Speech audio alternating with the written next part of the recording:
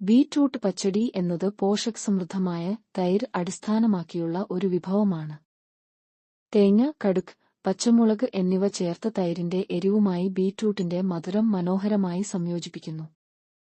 ആവശ്യമായ ചേരുവകൾ: ഇടത്തരം ബീറ്റ്റൂട്ട് 1, പച്ചമുളക് 2, എരിവ് ഇഷ്ടാനുസരണം ക്രമീകരിക്കുക.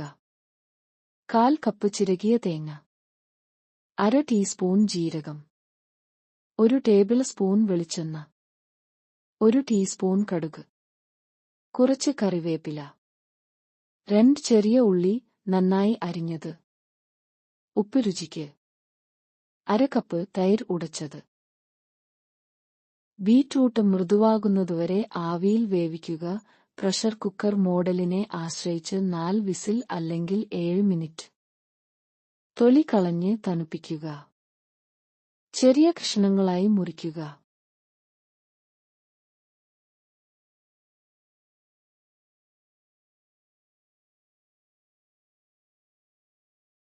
പച്ചമുളക്, തേങ്ങ ചിരകിയത്, ജീരകം എന്നിവ ചേർത്ത് അരച്ച് പേസ്റ്റ് ഉണ്ടാക്കുക.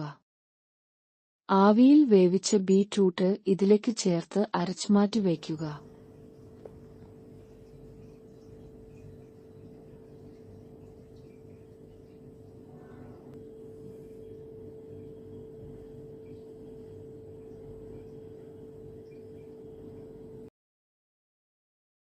ഒരു പാനിൽ വെളിച്ചെണ്ണ ചൂടാക്കി കടുക് ചേർത്ത് പൊട്ടുമ്പോൾ ചെറുതായി അരിഞ്ഞ ചുവന്നുള്ളി ചേർത്ത് ഹന്നനിറമാകുന്നതുവരെ വഴറ്റുക. കറിവേപ്പിലയും ചേർത്ത് വഴറ്റുക. തയ്യാറാക്കിയ ബീറ്റ്റൂട്ട് പേസ്റ്റ് പാനിൽ ചേർത്ത് നന്നായി ഇളക്കുക. രുചികൾ കൂടിച്ചേരാൻ 3 മിനിറ്റ് വേവിക്കുക.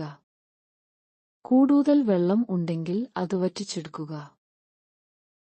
തീ ഓഫ് ചെയ്ത് അടിച്ച തൈര് മിശ്രിതത്തിലേക്ക് ചേർക്കുക. തീയിൽ നിന്ന് മാറ്റി 5 മിനിറ്റ് കൂടി നന്നായി ഇളക്കുക. തൈര് നന്നായി കലരാൻ അനുവദിക്കുക. പച്ചടി പിരിഞ്ഞു പോവാൻ അനുവദിക്കരുത്.